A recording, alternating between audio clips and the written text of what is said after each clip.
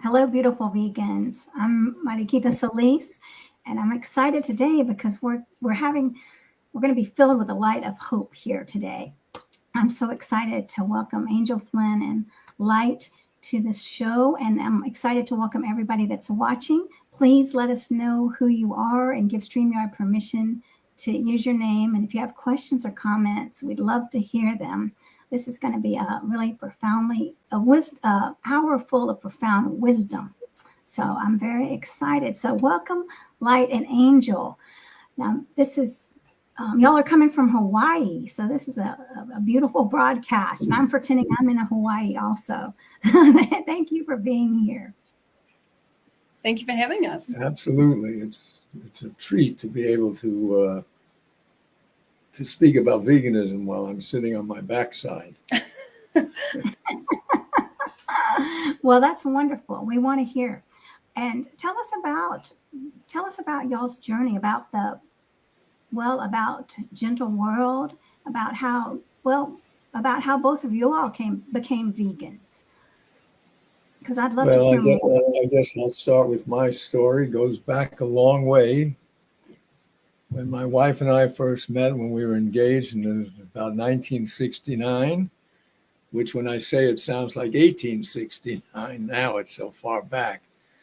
We decided what we wanted to do with our lives when we got married, got together, would be to not only search for the truth, but to live it when we found it. That was a little different. Searching is one thing, finding is another, and doing it. So two incidents happened. One, we were out in Nebraska or Iowa, somewhere there, looking to rent a place to live. And my wife at the time went in to discuss the particulars with the owners. And I sat outside, and they had this big bull, huge bull. And I just sat there. I was in a chair. I sat there, and he was behind a little fence, but he was no more than 10 feet away from me.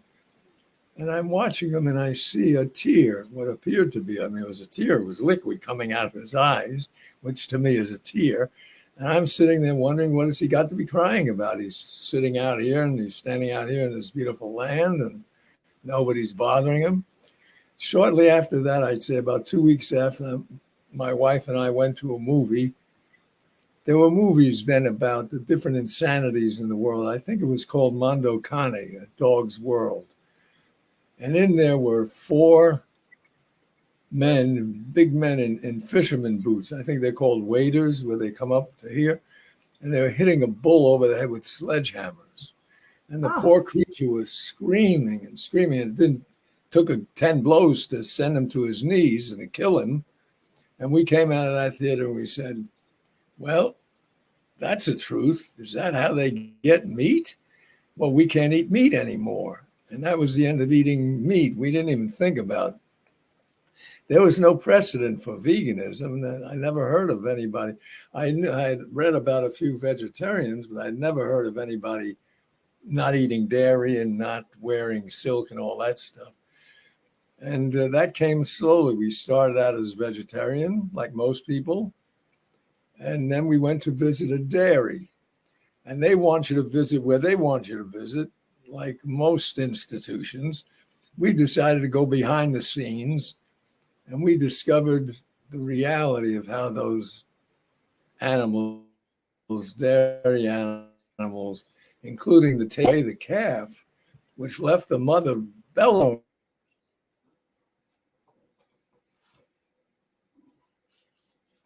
To stand there. Oh, you get used to it. Thank you very much. We don't want to get used to it. We want to stop it. And we left. Of course, we didn't rent that house. And that was the beginning. From then on, we started cutting out animal products, including feathers. We found out what pillows that had feathers in them and mattresses and all that. And we actually took pillows that we had that had feathers, and we climbed a mountain. I believe this was in Colorado, and we split them open, and we shook them out. And these feathers, we gave the birds, what animals they took them from, ducks or whatever, gave them a final flight. It was a beautiful thing to see those feathers floating, hundreds of feet to the ground. that was our beginning with what we didn't even know there was a word veganism. We actually, believe it or not out of egotism, but because we had never heard of it before, we thought we invented not eating or dealing with anything animal. We didn't know anybody else who had done that. But this was 1970, which, wow, it sounds, nowadays, it sounds like a medieval time. But that's how it began. And that's where we stayed from. And we actually formed a commune because it got to a point where we couldn't eat with anyone. I couldn't even eat. My mother was a chef, and they thought we would die. You know, they thought there's no way to get protein. She used to put a little like meat sauce in our food because she, you know, for her, it was the thought that she was saving our lives. But we had to stop eating her food, and we actually had to stop eating with anyone who sat in front of us eating parts of animals. And eventually we learned from the Dinshaws about that the word was vegan and that it had been established before us. That's about the beginning. Wow. For me, sorry. Oh, no, I was just saying that was a powerful story. Yeah, thank you for sharing that. It's a powerful story, and that's how I became vegan, was really from hearing their story, because I had learned a bit about veganism before I met Light and Sun, and I had started to go in that direction. I had, read some books and watched some documentaries and started to learn about the stuff that goes on with the production of eggs and dairy, and so I had been inspired in that direction. But it was really when I met Light and Sun and heard them speak about those early days when they were really pioneering. I mean, they didn't know that there were other people doing it. So everything that they were doing in this direction was brand new for them. And I kind of came from, for me, it was in the around the year 2000 that I met them. And so I knew other people who kind of identified as vegan, but in a sense it had become kind of diluted. A lot more people know about veganism now, but this early idealism that they had was something I wasn't seeing anywhere. So I had kind of encountered people who looked at it like it's a bit of an inconvenience. Even people who had animal rights leanings didn't take it the whole way because they were saying, oh, it's hard, it's hard to do this, it's hard to do that. And when I met Light and Sun and they were telling me, well, we didn't have health food stores. We didn't have any vegan products or even tofu or soy milk. There was no bread, there was nothing. But they did it because they believed in it so strongly that they didn't care if all they had to eat was canned peas and nuts and raisins. They did it because they were thrilled to be stepping out of that other paradigm. And so that was for me when a light really went on. And I said, oh, wait a minute, this is actually much, much bigger than anything I realized it was. And so that was really the beginning for me. You know what it was? It was the first time that we knew an irrefutable truth. Every other truth I thought I knew, somebody could talk me out of it, because I didn't really know. I thought I knew. But this was a truth that God himself could come and say, no, it's okay, you can eat animals. I would say you're an imposter, because that can't be true. It's a cruel, cruel act. And there's no purpose in it. We don't need to eat that. It's not like a lion who has, at the time, no choice. We had plenty of choices. And of course, it wasn't difficult for us. We ate a lot of peanuts and raisins, and we loved them, and we still do to this day. We would open that can in the car, and that scent of roasted peanuts would envelop the car. We were salivating already, but we didn't care. We knew we were doing something that was right. Really, first time in our lives that was right, and it was irrefutable. Nobody could talk me out of it. That's still true today.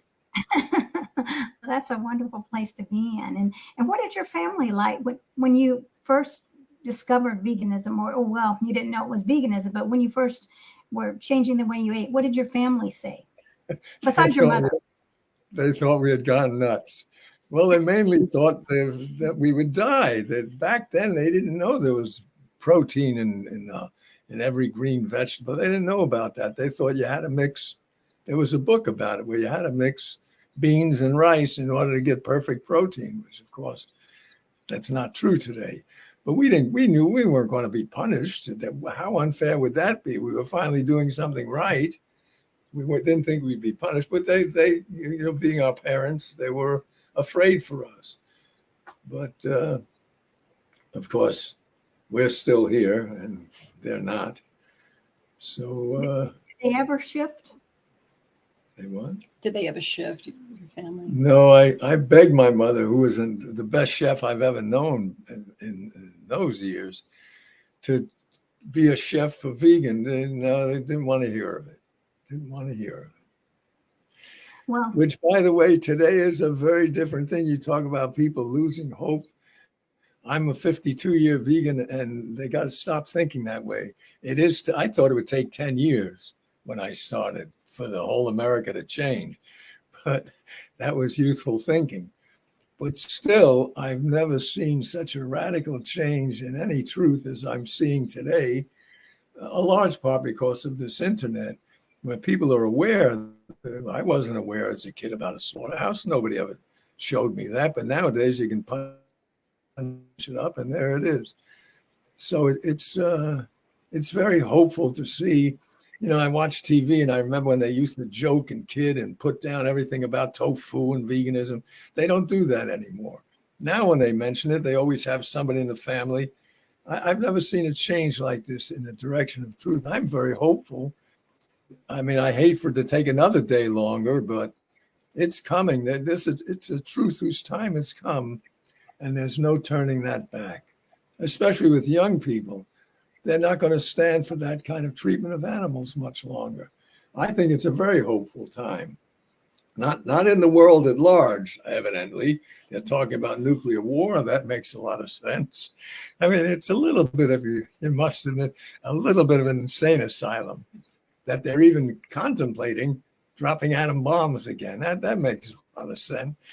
But on the vegan front, the change is enormous. I mean, I've gone from nobody ever heard of the word, nobody ever saw it, including us. It's any newspaper you pick up, any magazine, you got articles. It's wonderful. It's very hopeful. I just wish it would be quicker, but a change like this isn't happening, obviously, overnight. Right. I'll yes. be now. Well, maybe not overnight, but there is a reality in history that social shifts can go at a certain pace, and then things happen that dramatically change that pace. Social change is subject to all sorts of factors that can rapidly accelerate its pace. So we sort of hold out hope also for the possibility of some event or happening or something that will create a radical shift quickly. And that's something that is completely possible. Yeah. One time we thought it would be mad cow disease. We thought that would be the factor. If people started dying from eating meat, maybe they would change. Although not necessarily. There are people who are dying from smoking and they got a cigarette in their mouth. So it's not a guarantee, but it certainly would help. And plenty of people dying from eating animal products. It's just and that too. More slowly. They die more slowly, but even that doesn't seem to be enough of a factor. Yes, they're not making the connection. And then the government's preventing it so much. So yeah. And I'm looking at these wonderful comments. Like, even if you could convince me that meat was good for you, I wouldn't eat it, says Aaron. That's for sure. And we need a much less default omnivore media. Amen to that. Yeah, that the industries are so powerful. They're lobbying the governments. They have control of the media. They have tremendous power at this point. But it's not necessarily always going to be that way. And thankfully, the internet does provide this opportunity for other voices. And I think one of the big things that you were referring to is just the consciousness growing, the awareness growing.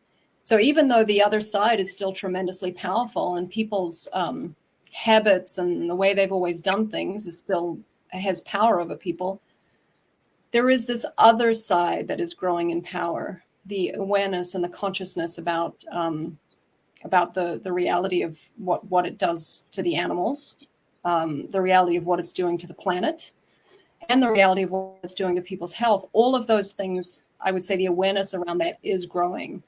And, maybe it just has to reach a certain critical mass or, hit a kind of a tipping point, and things could change much more quickly.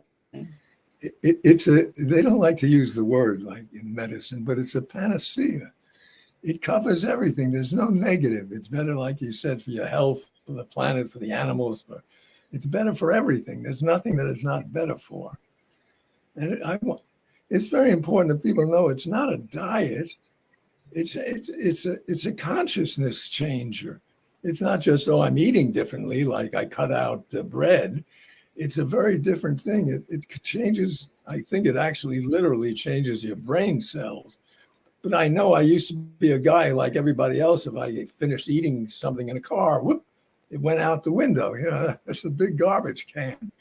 And all of a sudden your brain cells change. Says, no, I don't want to do that. I want to put it in the trash can.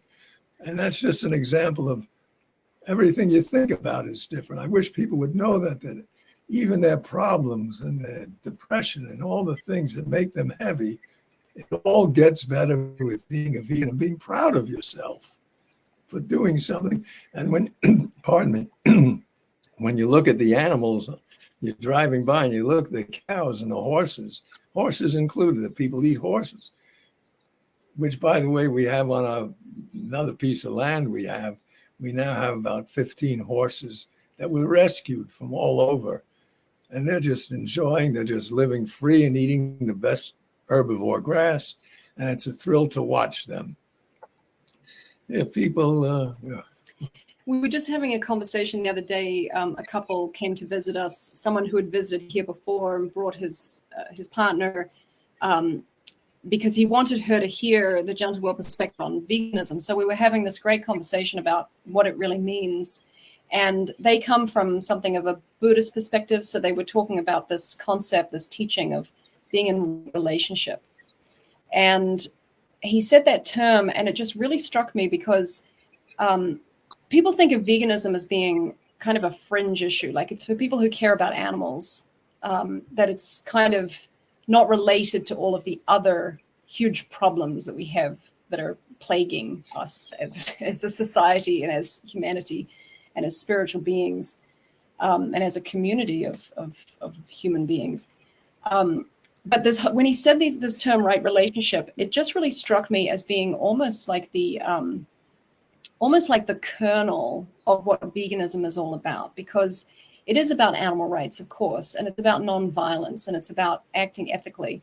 But in a sense, it's almost about the way we see ourselves and our relationship with everything else around us. We can either choose to have this idea that everything else outside of us exists to serve us, which is kind of what you're essentially saying, the philosophy you're living. If you take from other beings that which doesn't belong to you, and if you are willing to see violence inflicted on other beings for your own pleasure and your convenience and your habits and all of that, if we shift that into, wait a minute, no, I don't want to behave in this way towards my fellow beings. I want to move through the world in a way that is peaceful and gentle and as harmless as possible. That's right relationship at its core. And that, to me, is at the core of veganism, is what kind of beings do we want to be? Do we want to be predatory? Do we want other beings and the rest of the planet to have to be afraid of us as we move through the world? Or do we want to be protective? Do we want to just be, not inflict harm around us as we go through our lives? So I think that, it extends from our veganism into everything else that we do in our lives. And in fact, Will Tuttle talks about that a lot in his book, book. And he talks about this whole notion of, because we have been raised, most of us, raised in families where, not intentionally necessarily, but our parents weaned us onto foods that turn us into predators, even though that's not really who we are in our natures. We become predatory. And that you can see, in not just in our food choices and in our other lifestyle things that we do, clothing and cosmetics and all of that, but also the way other nations prey upon one another, the way other races prey upon one another, the way other economies prey upon one another. So it's really about making that inner shift about what does it mean to be a human being? Are we predatory beings or are we not? It seems like everything in our being responds negatively to inflicting harm. We don't like that. We don't like to see other creatures suffering. So veganism is really about stepping back into, I think, those selves that are more peaceful and gentle. Well, another definition of that is the word ahimsa, and also the Hippocratic Oath, which says, first, do no harm. That's pretty simple. And the Golden Rule, they're all the same thing. Do unto others as you would have them do unto others. Makes sense. But the Hippocratic Oath should really be everybody's oath. Right. You don't have to be a doctor for that to be a moral imperative. Everybody should first do no harm. That would be a world changer. And everybody would be vegan. Same with if everybody lived up to the Golden Rule, everybody would be vegan. It would be a vegan world. So as vegans, talking about empowerment and hope, just being vegan, I mean, we don't want to say it's something you should so pat yourself on the back about. It really is just living according to a minimum standard of decency. On the other hand, when you look at the way the rest of the population is, just being vegan, we're stepping into our own power in a way, because we are reclaiming this idea that A, people can change. And if we can change, we know that other people can change. And B, that it's possible for human beings to actually create a new future, because we're doing it for ourselves. By becoming vegan, we're stepping into this other way of relating with the world. And it creates the hope for a future where the rest of humanity steps into that too. And we know, because we know once we are vegan, we can see the scope of that, the breadth of that. We see that that's actually possible for the rest of the world. And we do deserve a pat on the back. And a little pat on the back. A little pat on the back for seeing that. Well, that's true, because I remember talking to Dr. Will Tuttle, and he said, it's a miracle anybody's vegan because the way that we're raised, like you were talking about. And that's very true. So I do think we deserve a pat on the back also. And I remember just my friend telling me the other day that when his children were little, they didn't want to eat meat. And that goes along with what you were saying, Angel, that we're teaching our children to eat this way, right? And I remember listening to Dr. Milton Mills and a presentation that he just had for us, and talking about how we're setting our children up when they come out of the schools to be ready for statins, to be ready for the stents and the heart disease and the high cholesterol, because we're feeding them that way. And so like we're teaching them. And so what are we? We're leading them to the emergency rooms, which is so sad. My wife used to say, kids are beautiful and then they become adulterated, which is true. They just, they make them grow out of some of the beauty of youth, really. Well, again, and now we're seeing with the internet, if you go on YouTube, I'm sure a lot of people have seen these clips of children where their parents have actually captured them having the epiphany that they're eating animals and reacting in the natural way that a child would, which is absolute horror when they figure out that what they're putting in their mouths is actually the people they read about in their little books who they've been taught to love.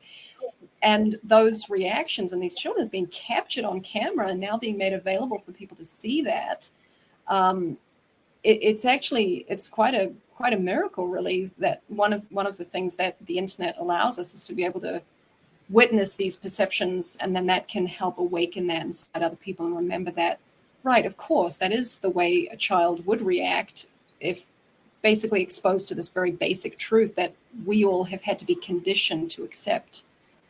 Part of that process of adulteration is learning to accept this horrendous truth that we're eating other beings who are like us. Where did you see that? I would love to see that. I can send you some clips. I downloaded a few because we wanted to share them with people who come here because they're incredibly powerful. Very moving. About the little half a kids dozen are of them. crying. I don't want to eat. It's very moving. Yeah, those are really powerful. Thank you. Yeah, we'd love to. Now I'll share them with our viewers. So, wow, tell us about Gentle World and how that started. Well, as I began before, it started because we eventually had to separate ourselves from people who were carnivorous. And my folks had a hotel in upstate New York. And I would tell the young people who worked there what we had come to about eating animals. And some of them said, I can understand that. And they, at the time, became vegan too. And eventually, we couldn't live with other people. So we started to live together. And that became, back then, they had the word commune, which I never connected. I never connected commune with communism, for example. I always thought that it was a gathering of people who were like-minded, which is what it was. We were like-minded to the point of that's how we treated ourselves and animals. So we became a commune of, at the most, of about 35 people. And we started, I guess, prophesizing in one way about, we were in Florida at the time. And every Thanksgiving, we would have every vegan we knew in Florida for dinner, for a truly Thanksgiving dinner. That didn't involve killing a turkey to give thanks. That didn't seem quite right. And at the time, there were about, I'd say maybe 75. I don't know what it is today, but I'm sure it's a lot more than 75 people in Florida that are vegan. And we would feed them. We had this huge table. And we became the food people. I mentioned my mother was a great chef.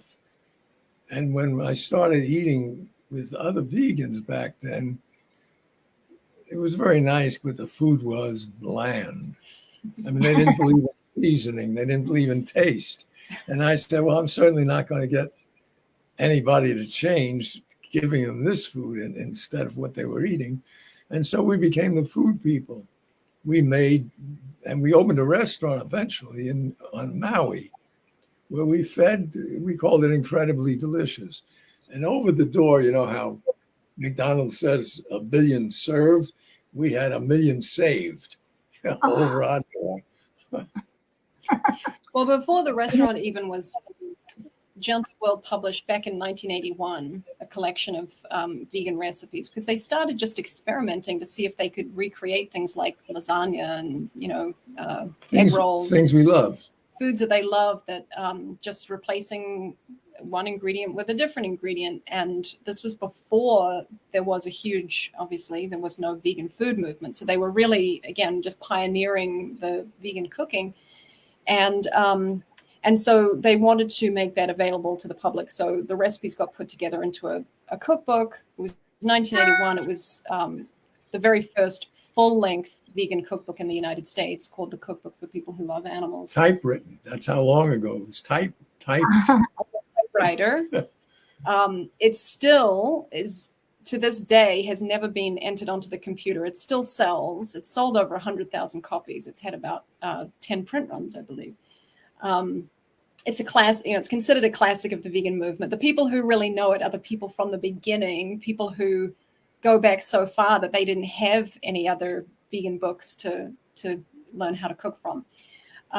It was, by the way, it was yellow, and it was we began calling it the cookbook for people who really underline love animals, but they wanted the publisher Thought that was a bit much. That was a bit much.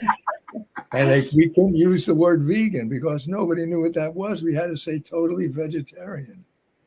That was the first true vegan cookbook on the market. That's amazing. So that was a nonprofit 501c3 educational. Oh, go ahead. So it went from, we got a little delay from the Zoom there. So it started as an intentional community, and then with the publishing of the book, it turned into a nonprofit 501c3 educational organization. So that's when it kind of became more of a formal, okay, let's actually have a public service of educating people about veganism. So it went into seminars, cooking classes, video and audio material, lectures, mail order catalog. We did a celebrity banquet, which was very big at the time, where we had, I'd say, about 30 celebrities, some of whom the kids wouldn't recognize. They would Sidney Poitier, Drew Barrymore, Danny Glover, just a whole bunch of. Sheena Easton. We didn't charge them anything, and we went first class. Back then, it cost the commune, I'd say, about $20,000, which back then was a lot. It still is a lot of money. So keep in mind, this wasn't done as a fundraiser. It was done as an awareness-raising exercise. So they were trying Casey Kasem, I want to add. Casey Kasem. River Phoenix. Casey Kasem was the host. And River Phoenix. So they actually, what they were hoping to do back then, I mean, this was before. Nowadays, there's been this strange kind of phenomenon that's occurred with celebrities going vegan to lose weight or something, and then promoting it for a while and then dropping off and ending up that being even a worse problem than if they had never done it in the first place. But back then, this was, again, a brand new idea. And the concept was if somebody high profile enough tries this out and gets healthy and feels better and gets into it and recognizes what it is, then it might gain a whole other level of exposure.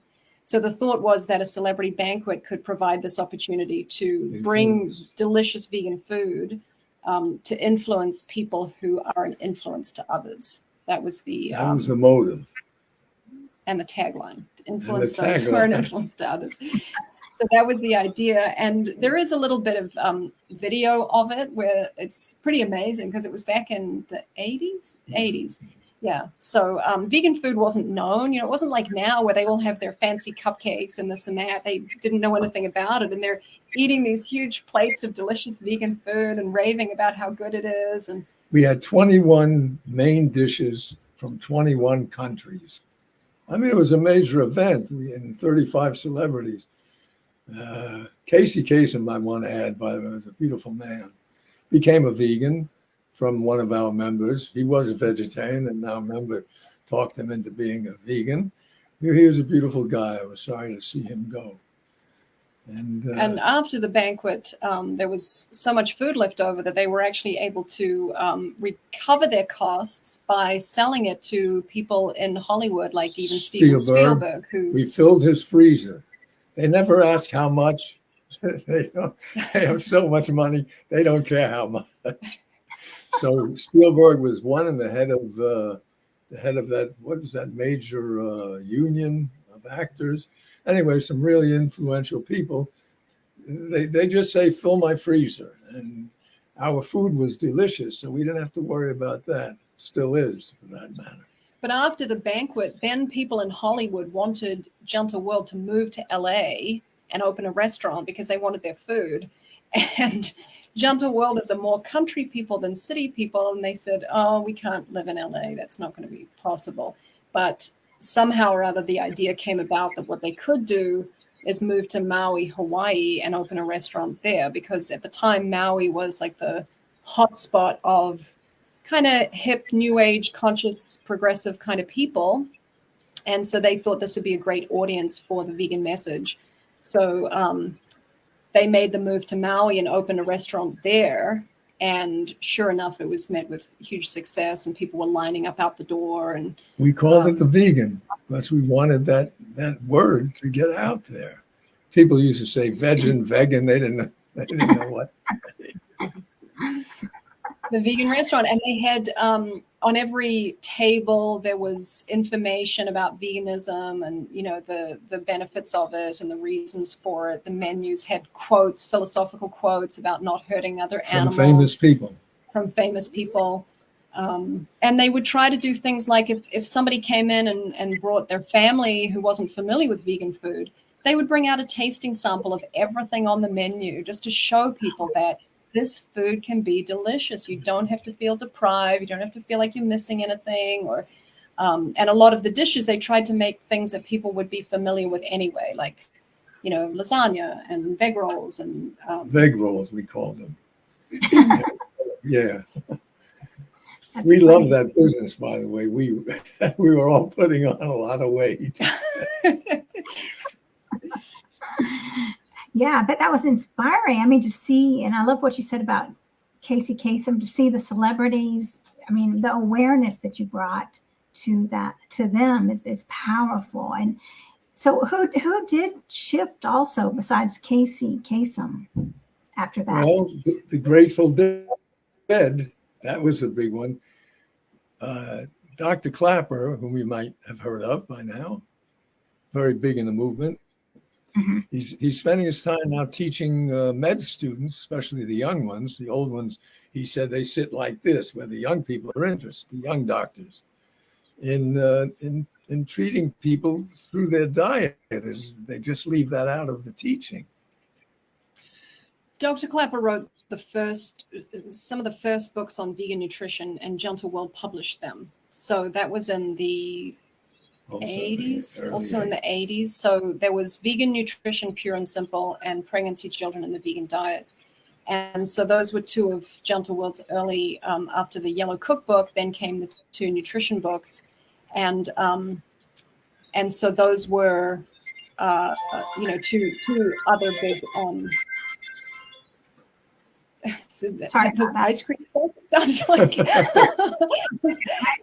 A vegan ice cream truck. So at one time they were working together, and he helped the Grateful Dead. Is that right? Because one of the Gentle World volunteers members was in the restaurant and saw the Grateful Dead eating the food. And maybe it was when you were doing the wholesale business. Well, one of them was ill, or maybe two of them were ill. And Dr. Clapper was with us, and he went to visit them. And after that, they would have their shows, and they would have them vegan. I don't know. I'm sure they don't do it anymore. But that was a major change, to have the Grateful Dead on our side, so to speak. Well, they got sick again after not sticking with it, Yeah, right? well, So that happened quite often. People would stop. People get better, and then they go back to eating the We other had way. people that come to visit us when the doctor was there, people that had cancer. We had one woman that we had to carry in. She was in such bad shape. And when and there was another guy there, they had the cancer. When they left, they were playing volleyball with it. It went, because if you don't remove that desire, which is true with criminals too, if you don't remove the desire that made them that way in the first place, or drunk, or alcoholics, if you don't remove what's causing them to be in the first place, they're gonna revert to what they did, which is what happened. Of course, they reverted and they didn't make it.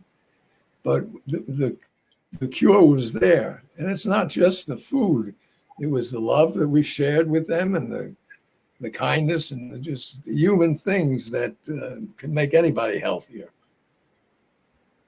The community, yes. I mean, the support that you all had and have still is tremendous, because vegan even today can be lonely. I know there's so many people that tell me, I feel alone, I'm sad, nobody understands me.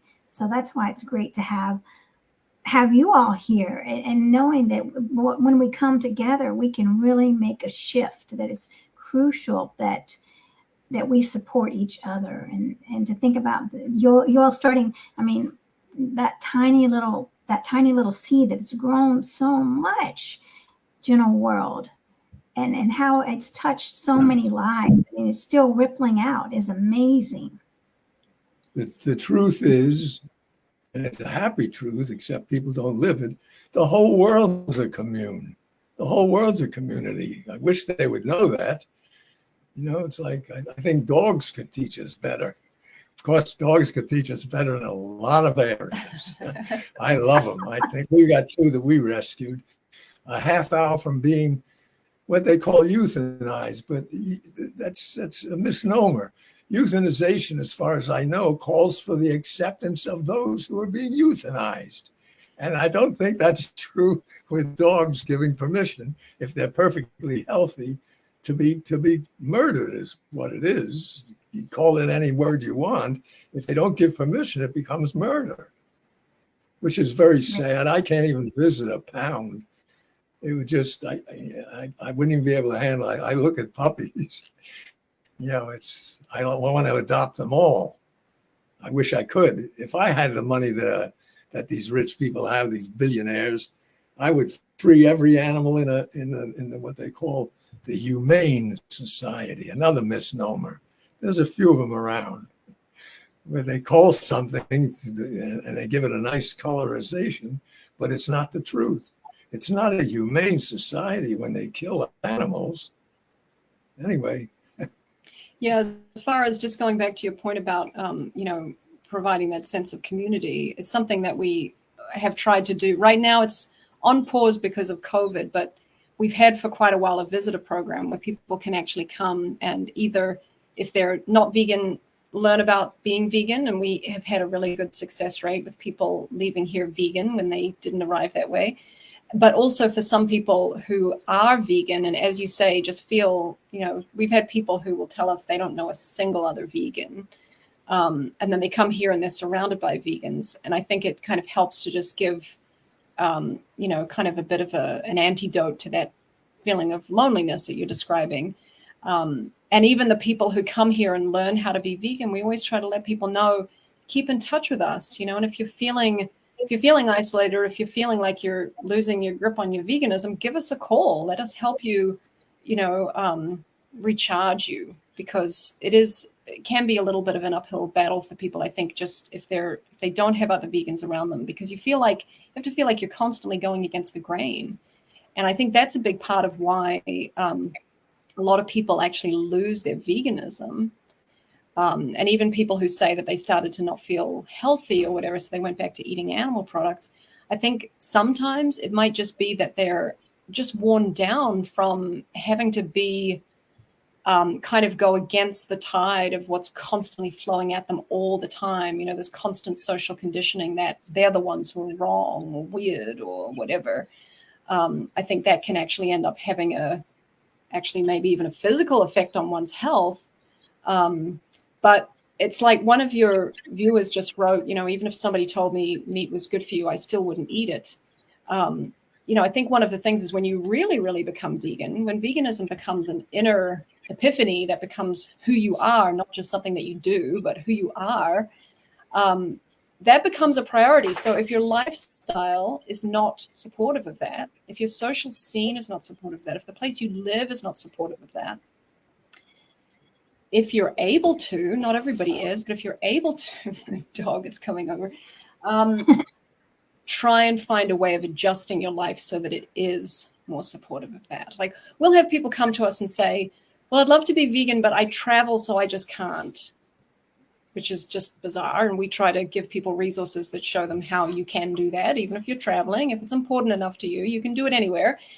But if you're traveling to a country that really is not supportive of veganism, maybe don't make that trip. If your job is really not supportive of your veganism, maybe find a way to change your life. And I know I'm not saying this like this is easy to do, because big life changes do take a lot of, can take a real push sometimes to make something like that happen. But it's about priorities, right? And once veganism really becomes like, okay, nothing can make me break this. This is as important to me as not killing human beings. This is as important to me as not being a racist. I'm not going to become a racist because I work with other racists. I wouldn't work in an environment that required me to be racist. So I'm not suggesting that everybody can just make any lifestyle change without this being take a tremendous amount of effort. But I am suggesting that people consider veganism to be a priority enough to make them, structure a life that embraces it rather than one that makes it more difficult. And now I have to let Freedom out. Sorry, she's at the door. She wants. That's all good. Yes, and that makes so much sense to really support yourself in what you need to do, and to get to really think about what's important in your life. Right, exactly, exactly. And I mean, Light and Sun over the years have met people, and they've done a lot of traveling in different countries and have met people from all walks of life who have been able to comprehend the vegan message and do it regardless of their circumstances. I mean, I think of somebody like Bamboo, right, who was a peasant in Jamaica who literally lived in a shack with a dirt floor. And he became vegan and lived that way for the rest of his life. And in fact, helped other people to become vegan because he got it. So it didn't matter that he was One literally dirt conversation poor. and he got it. Wow. He was an amazing man. Yeah, we called him Bamboo. Beautiful man. That's So touching. when people say, it's hard, you have to be wealthy, you have to have privilege and this and that. I mean, yeah, unfortunately, fruits and vegetables are too expensive. They are too expensive. And Not as expensive as doctor bills, though, which is an outcome of eating things that don't belong in our bodies. Obviously, if we were meant to eat meat, we would have a mouth that looked more like a tiger than the teeth and mouth we have. Plus, it would be very difficult to jump on the back of an antelope and bring. But there's always a way to be vegan. People in the poorest countries in the world are kind of vegan by default just because the meat and dairy goes to richer people. So I think, again, it's a matter of what is really important to you. And, is veganism. And in fact, your viewer, again, who said, even if somebody convinced me meat was healthy, I still wouldn't eat it. We kind of take it as far as, even if they told us that you can't be healthy without it, even if they told us that you cannot be healthy on a vegan diet, we would have to do it anyway, because you just cannot, our conscience cannot reconcile with what it takes in order to do that, to eat those foods. But thankfully, the beauty of it is that it's not that way at all. When you do follow your conscience and when you do remove those animal-based food sources, what almost everybody finds that we hear about, if they really do it, if they really understand it and embrace it on an inner level, your body reacts like it's a huge relief to get rid of that other stuff. My wife's son used to say, wrote a poem actually called "Let Conscience Be Your God," which is that is the God part of us. It's our conscience that always knows right from wrong. And that affects our bodies. That's the thing. A lot of people, you hear these stories of people saying, I tried being vegan, but I got unhealthy. And I think, there are different theories on that to do with the fact that, maybe some people need to go about it in a different way. Maybe some people's bodies have big things, so they might have a different reaction. But our bodies also very much respond to the state of our minds. So when people really get veganism as an inner epiphany that they're joyful about, that they feel an inner peace about, that's going to also ripple into our body's response to it. Whereas if people try it, but they're really kind of resisting it and they really haven't fully come to the inner realization that it takes in order to actually become it, then if they've always got this kind of 1 foot in, 1 foot out, the body is going to respond to that too. That's very true. And I hear that a lot also. I hear what you're saying. People saying that, well, it wasn't right for me. I can think of someone right now that told me that. So, yeah. And you're right.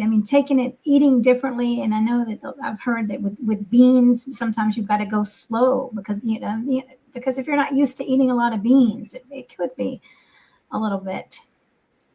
Dr. Klepper says that there can be a transitional period for some people where they need to break in new foods slowly and give their bodies time to adjust and this and that. But again, it's all about what is your intention. If you really, really understand veganism, then that becomes the most important thing to you, is to get the rest of that stuff out of your life because you just don't want it. You don't want it. You don't want to have anything to do with these items that come from such horrendous cruelty and suffering.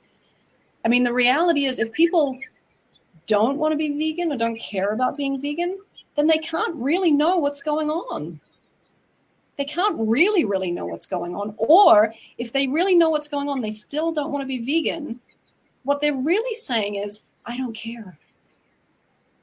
I don't care that these innocent beings are suffering for my tastes and my pleasure. And frankly, if somebody feels that way, I don't know what you can do to make them care. You know, they just might be people who are impossible to reach. I don't know. But if they're telling you that it's for my health or this or that, it's probably not really true. It's probably more that they don't actually care. Because if somebody did care and their health for some reason really, really needed some meat or some dairy or some eggs or whatever, if that were true, if that's a circumstance in which somebody really wants to be vegan, but their body just can't do it, okay, well then how about eliminate all the leather from your life, eliminate all the wool from your life, eliminate all the silk, and eliminate absolutely everything from your diet that you don't need for your health. Eliminate all the junk food, eliminate everything non-vegan that you eat for pleasure, and limit it to just what you absolutely need for your health. That's not what I hear from these people. They just say, you know, I need it for my health, and so they keep eating whatever they want to eat. But it's a test of people's sincerity, you know, to say, okay, well then do that. Limit it to just the absolute bare minimum. And my guess would be, if you did that for enough of a period of time, your body would adjust and allow you to wean yourself off it. And before you know it, if you really want to be vegan enough, you will be. Our dog just reminded me, and I wanted to mention, our dogs have been vegan too. We've had many of them over the years. They've been vegan and lived healthy, long lives. Too short always. Dogs' lives are too short. But some little kid once said, the reason their lives are so short is that we can love many of them. If we had one our whole lives, we would have one dog, which I thought was as good an explanation as any, because that's the saddest part of a dog, is they don't live as long as you'd like them to.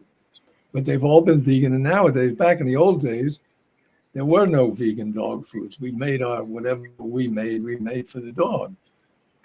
And nowadays, we purchase, you know, they have vegan kibble. We feed them, what is that? V-Dog? V-Dog. Mm-hmm. And there's a whole bunch of them now. This is another hopeful sign that there wasn't a vegan dog food when I started, believe me. There wasn't even a thought of a vegan dog food. But I used to dream about those milk bones that were shaped like a bone. And nowadays they have them as vegan, those milk bones, they were called. They used to dream about a time when vegan was stamped on the label of foods. You know, that used to be something that they would imagine that the future might contain, that when you go shopping, you don't have to read all the ingredients. You can look for the vegan symbol. And now, of course, that's all over the place. That reminds me, we used to do, I think we had a lot of people. We'd go into a supermarket, we printed up stickers that said, the medical association has determined that this food is dangerous to your health, and we'd stick it on the meat in the counter in the supermarkets. And we also started, I don't know if people have done that since. As far as I know, we were the first to hire an airplane with a banner behind it, you know, and advertising. And during spring break, we lived in Florida. During spring break, we would fly this banner. One of them said, during Thanksgiving thing, when the college kids were there, Thanksgiving is murder on turkeys. And during spring break, we had one that said, give the animals a break, stop eating them. And I don't, you know, you never know who it's influenced because you never see the people again, but it would be one of the things I'd like to find out, who changed out of all those thousands of kids that were there. My wife and I would go around with a microphone interviewing them like we were reporters from the radio as to what they thought about looking up in the sky and seeing that. Anyway, those were fun things to do. You know, another thing, you know, back to your theme about empowerment and hope. And, you know, I think one of the things about being a part of the vegan movement is that it gives us a sense of purpose, which is so important. I mean, it's one of the out and out ingredients that we need to live a happy life. I mean, when they've done studies on how happy people are, that's one of the big things, is having a sense of purpose. Bigger than yourself. Yeah, something bigger than yourself to be a part of.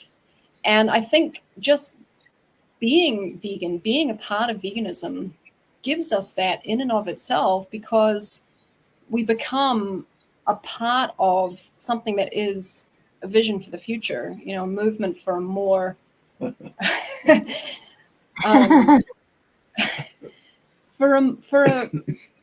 frankly, for a viable future, a future that's livable. You know, if we look around at the direction in which things are going, it can be very disheartening. But when we have a hope for something that would make it, that would change so many of these tremendous issues that have become existential, you know, sources of existential anxiety, whether we can continue existing on the planet, to be a part of something that actually offers a solution to so many of those, is in and of itself gives us a sense of purpose and gives us a sense that we're a part of something healthier and more wholesome and an important future of all of life on this planet. To the future, period. The future to itself. having a future. To having a future.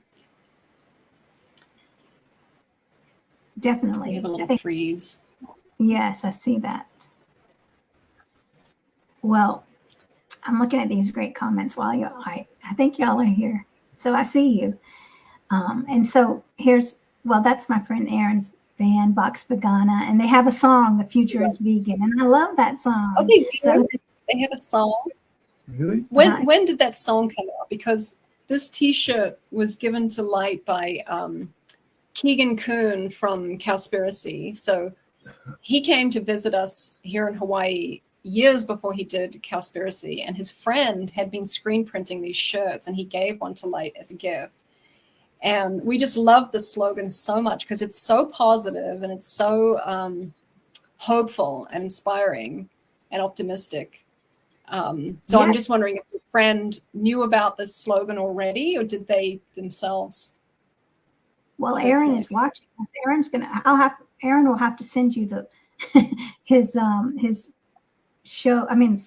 The Future is Vegan, Vox Vegana. So I don't know when it must have come out in the past few years. I think when COVID hit is when he formed Vox Vegana, which is, it's beautiful. He's out there he's out there performing with his vegan his vegan hat and shirts, and, you know, inspiring in different ways. And I love what everybody inspires in their own way. And I see that that Angela's here, and she's inspiring by working out and showing people that you can thrive in your older age. I don't want to say old age, but of course we all get older, right? And you can thrive. And she's helping everybody, no matter what state you're in, you know, no matter what physical state you're in, you still can move and exercise. And she's an inspiration. So thank you, Angela, for watching. And Plant-Based Louie is here. And Plant-Based Louie is saying that it's not a diet. You're right. It's more than a diet, right? It's more than a diet. So it's beautiful. And here's another wonderful comment. Veganism is a joy. You're right, Susan. And I think what you're saying, Angel, is about the connectiveness of everyone. You know, when you connect with every living being on the planet, that's what veganism is. We're not putting ourselves over anyone else. We're stepping into something greater. And that something greater, again, relates to the whole purpose of veganism. So I think tying everything together is beautiful. Yeah, it's that sense of kinship, you know, in a way, when we say they're animals, we're humans, they're animals. That's a separation that's not real. We're animals too. We're all part of the animal kingdom. And if we're going to say that we're deserving of certain rights and protections because we have feelings, but they're not, that's just denying the reality of our connection with them. We know how they feel because we're made of the same stuff. You know, they're not like rocks and trees any more than we're like rocks and trees. I mean, in a sense, of course, an extension of that veganism is feeling a kinship with the entire planet and everything on it.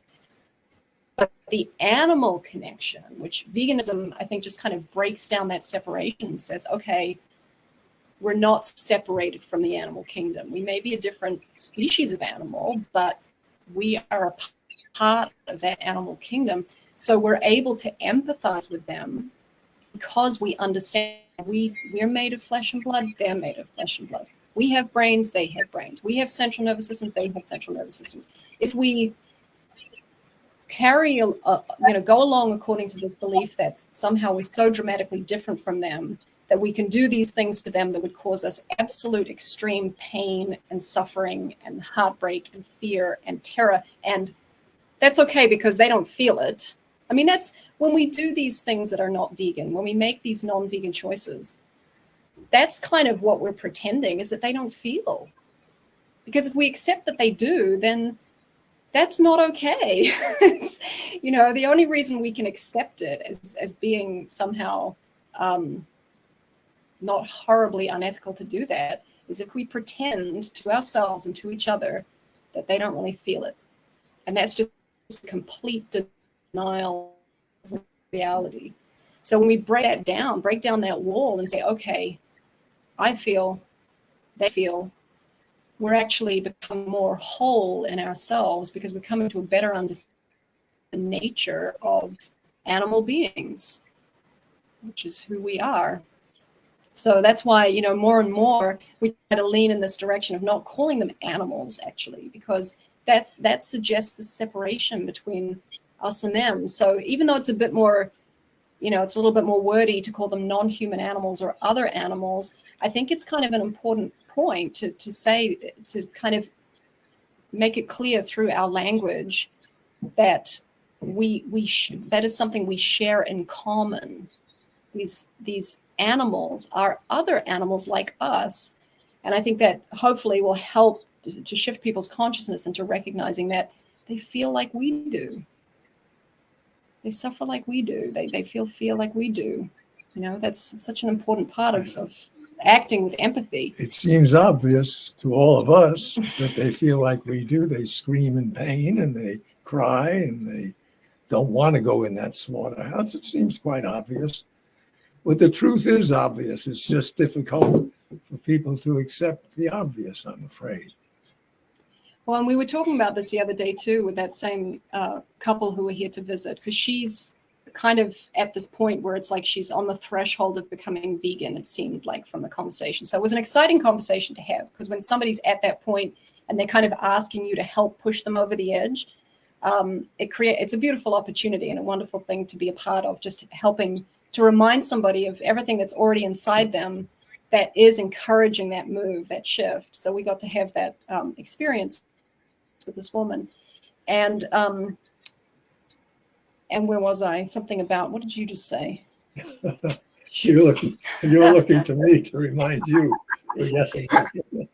No, it's important. Oh, yeah, because, this resistance that people have, sometimes we kind of point to, it's that they like the way it tastes. It's that they, maybe some people really still think they need it for their health. I don't know if that still holds on, probably for some people.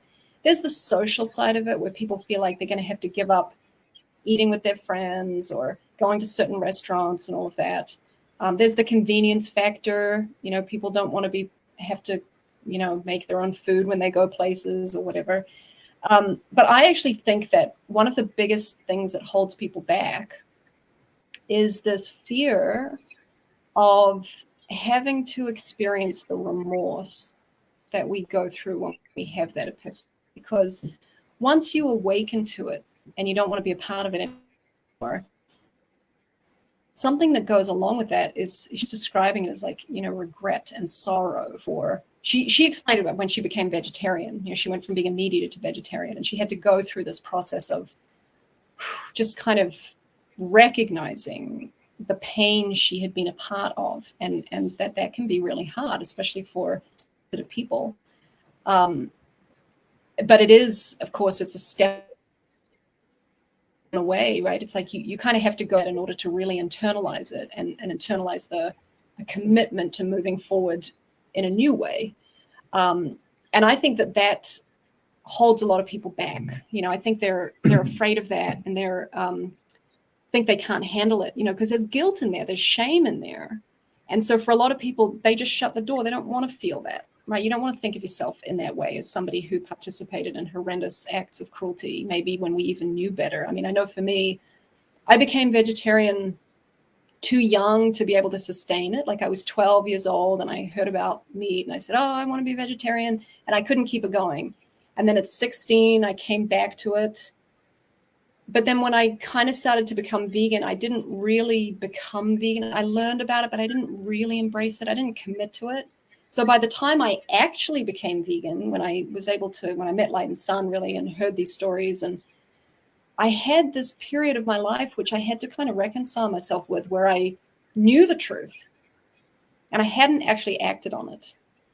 And because I was embarrassed about that and I was kind of ashamed and guilty about that, I held it off even longer. I was like, oh, I already am. I know I'm vegan enough. And then finally, I actually was at a Gentle World seminar the first time I was volunteering with Gentle World, and Sun gave a talk about veganism from her point of view, the spirituality of compassion, she called it. And she had this very powerful line about how, I can't stop the animal industry. I can't stop them from doing what they're doing. All this pain and suffering, I don't have any power to stop that. And that's kind of heartbreaking, actually. But what I can do is I can stop me from participating in it. That's power I do have. And it just struck me right in my core. And all of a sudden it was like, oh yeah, this is actually my duty now as a person of conscience. Now that I do know, I have to cut all ties with this industry, because it is an obscene, horrendous industry that I don't want to have any part of. I want to shed that from myself and be free from it, be free from the guilt and the shame. And of course, once I did, what a freedom. I didn't have to justify this or that or half this and half that and make excuses. It was just like, oh, what a relief to let that go. The peace that came in as a result was well worth anything that I had to stop doing. Even just letting go of my own, just having to humble myself, I guess, having to humble myself to this realization that I wasn't already that. I had to become that. I kind of saw it as like, was I lesser than when I didn't? Or, it was hard. It was a hard kind of ego battle, I guess you could say. But the other side of that is this tremendous freedom. And so I think, going back to my conversation with this woman the other day, she was agreeing, and it was beautiful. She was so open to what we were talking about. But we were just sharing about this idea that maybe for some people, the sticking point is really about having to see yourself, your past self, your non-vegan self, with real honesty, for what maybe those acts were when we participated in them. And that can be hard to go through. But the thing about making that shift is that at the same token, it allows you to let go of all that. It allows you to say goodbye to all that, because as we step into our vegan self, we can actually relieve ourselves of all that past, everything you're guilty of, that you maybe were guilty of. It's not you anymore. You're not that person anymore. So you can step forward and say, that's the past. And I'm sorry for everything I did that I maybe should have known better, but I'm not that person anymore. So goodbye. Lesson learned. We used to say to realize, to see things with real eyes, was a turning point in our lives, which still holds true. Yeah, it's not our fault. Even though we may have, even with me, I knew better and I did it anyway. Well, the reason is because my whole life, for all of us, we've all been conditioned by a society that tells us that it's perfectly okay to do that. So, yeah, maybe we should know better and this and that. But on the other hand, we have to be a little bit easy on ourselves in the sense of it's just the reality of the world that we were all born into, is that it's telling you constantly, all the time, through every advertisement, every billboard, every conversation you have with somebody who reflects the narrative, the species' narrative. It's constantly telling us that it's perfectly fine to keep doing that. Absolutely fine, totally normal, nothing wrong with it. Everybody's doing it. In fact, you're weird if you don't do it. So let's not get too bogged down in the guilt and the shame for our pre-vegan days. The most important thing, and this is the other thing that vegans say over and over and over again, and I'm sure you've heard it, and I'm sure everybody listening has been through it themselves: I wish I did it sooner. What took me so long? Why did I hold out? Why, and I often feel like if we could just put a headset on people, a virtual reality headset, that would let them feel the way they're going to feel when they're vegan. Right. There's no question they would gladly give up the milk and the cheese and the ice cream and the cookies and the cakes and whatever it is that they think they can't give up. It's nothing compared to the joy that we receive, the sense of peace, the peace of having a calm conscience, a quiet conscience. That in and of itself is a better, a benefit to veganism that far outweighs anything that you have to give up. Well, so nowadays you don't even have to give up ice cream. No, that's right. All that stuff is there anyway. We can have it. They had to give it up. That was really, that was part of the empowering part of their story. Is when they stopped eating ice cream, they thought they would never have ice cream again. It took them years to even learn that you can make frozen banana ice cream through the Champion juicer.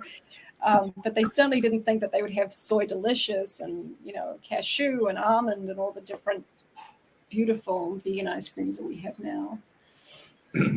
So it just goes to show you, when you feel like you're a part of something bigger, when you feel like you're doing something right, that's the nourishment.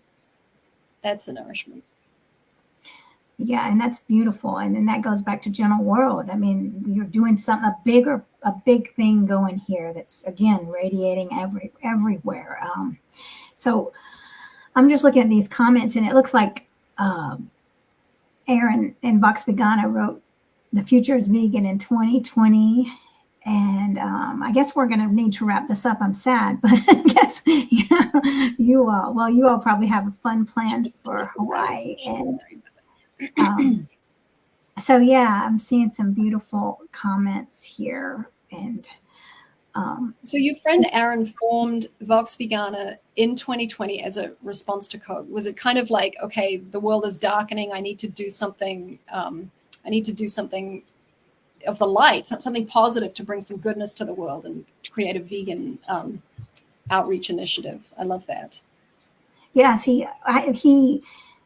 COVID caused him to, they put together Vox Vegana, but not in the same country, right? Because they had to put it together in different, like one of the singer is in, Diksha is in India.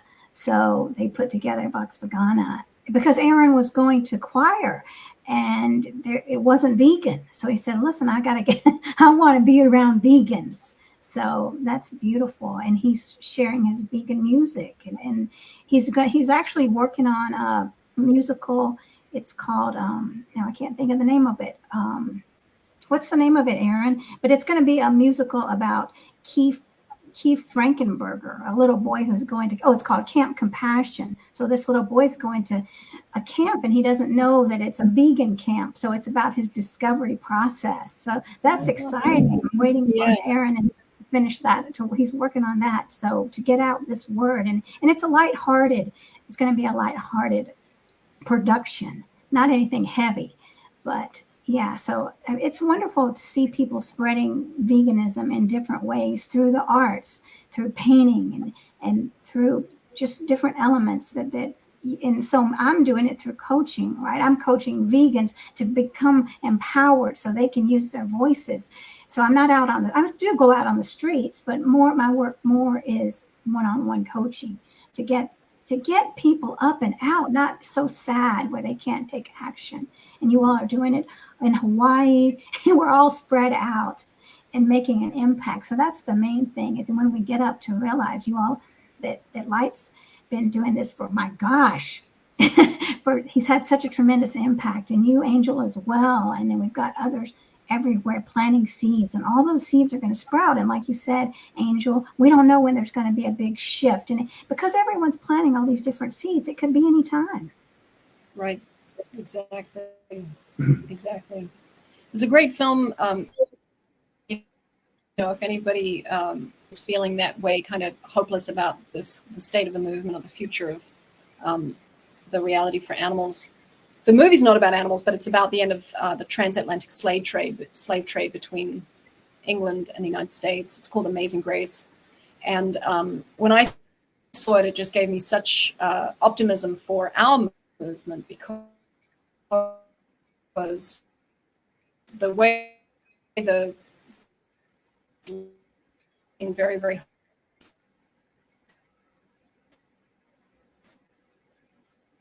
much if you but in the movement, loophole in the law. I'm not sure if I was being heard there because I lost you. No. Okay. Well, I lost you. Okay. Well, the film Amazing Grace, it just shows this timeline of the change in the law that made it illegal to ship slaves from England to the United States, which I guess was a big part of bringing slaves over from Africa. They came to England and then to America. So the movie shows that the activists at the time, who were, you know, politicians, really, really hard to change the law. And it was like this terrible, uphill, exhausting struggle. And something happened that was just like this strange loophole in the law that they didn't even see coming. They signed one law into effect, and it just had this knock-on effect that made it impossible for them to do the shipping with the boats.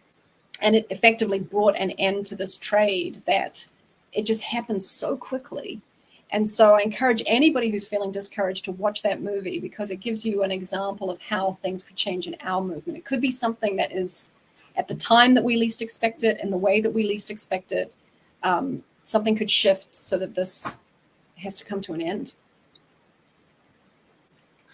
Well, there's hope. You all have given me so much hope, and listening to these stories and everyone on their journey has really inspired me. So I'm so thankful to hear this, and I'm thankful for everybody watching.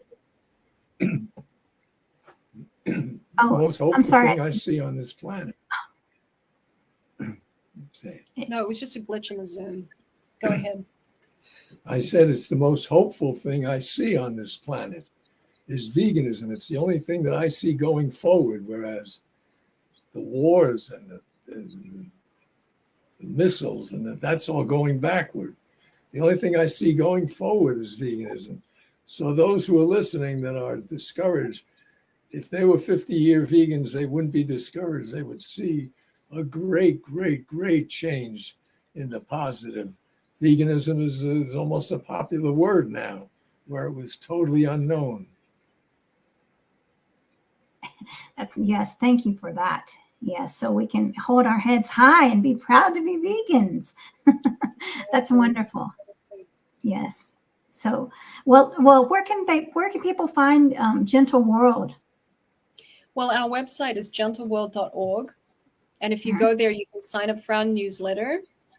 And we're also on Facebook as gentleworld.org, I believe. And then we have Instagram, and we have a YouTube channel. So we can be found in all those places. And you can, the easiest way is just to go to our website, and then you'll find us everywhere. Wonderful. So everybody, please go to Gentle World, one of those places, and make a donation and support and reach out to these beautiful rays of light. Thank you so much, Light and Angel, for this divine time. I'm very honored. Thank you, Mariquita. It's been very, very enjoyable. Thank you. Yes. And thank everybody for joining us. And thank you for what you do. It's every bit helps. It's all, excuse the expression, nails in the coffin of this horrificness. You're right. Every bit helps. So thanks everybody watching. Thank you all, because everyone here is, a savior for animals. All right. Namaste vegan, everyone.